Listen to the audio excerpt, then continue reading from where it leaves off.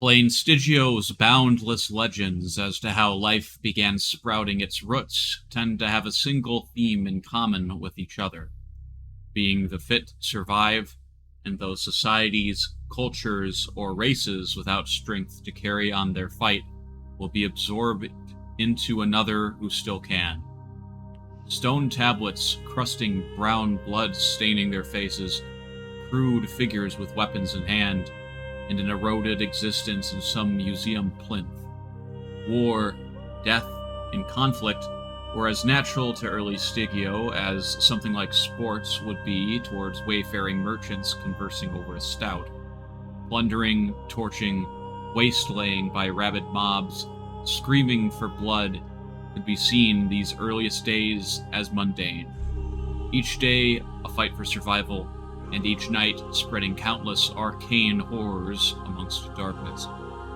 Centuries and eons later, stages in history began being known as time cycles.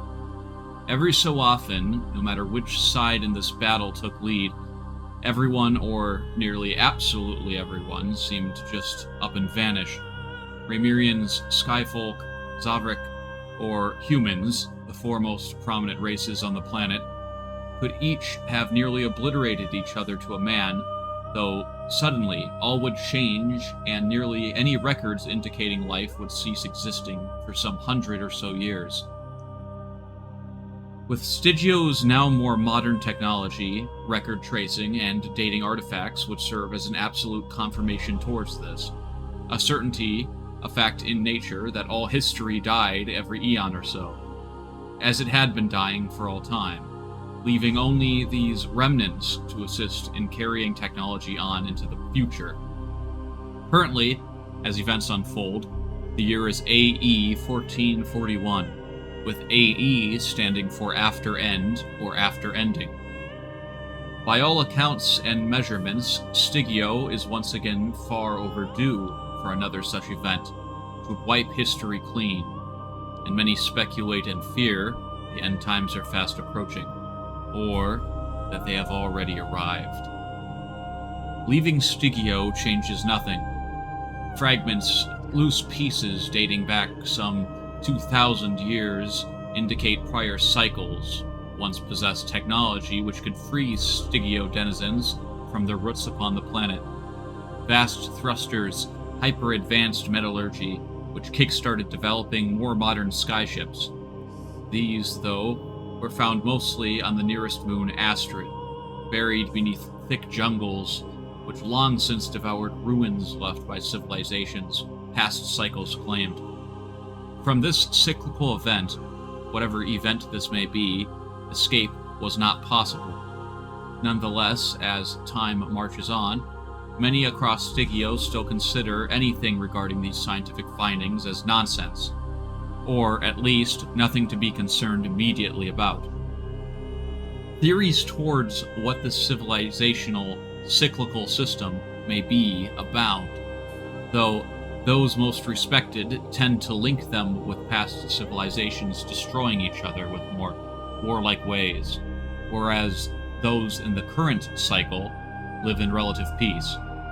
Others are not so convinced, though when battling with the world's other issues, something as existential and intangible often doesn't see interest, perhaps until it is far too late.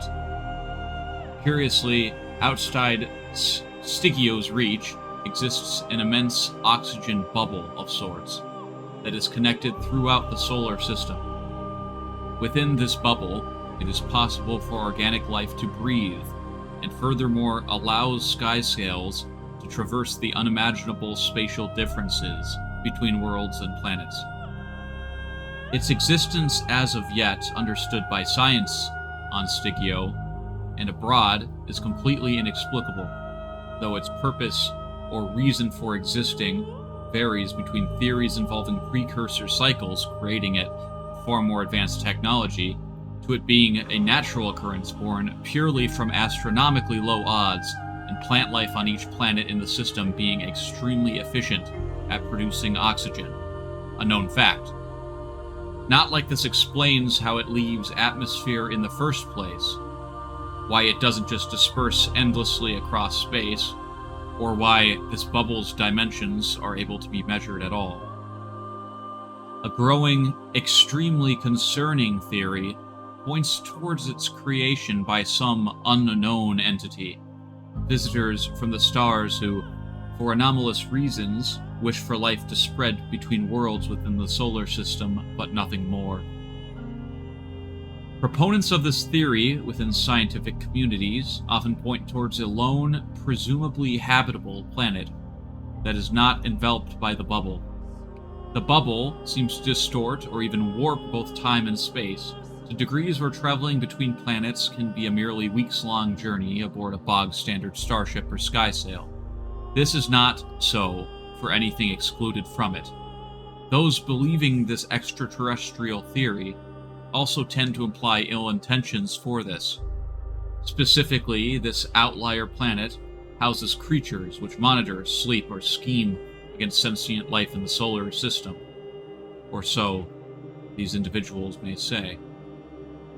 Such existential threats often don't register to the great empires which reign over Stygio. Locked in their eternal conflicts with one another, it is left to academics, professors, and a worrying populace to keep tabs on goings-on which do not involve war. What fate awaits Stygio, Astrid, or any of the solar system's other inhabited planets in future isn't certain. But as cycles come and go, it is becoming swiftly clear that something must be done, lest all sentient life be inexplicably vaporized yet another time. Somewhere, beyond a cosmic horizon, eyes watch. Century-old plans emerge. And soon, life, once again, must weather a storm unlike any other, or be annihilated once and for all.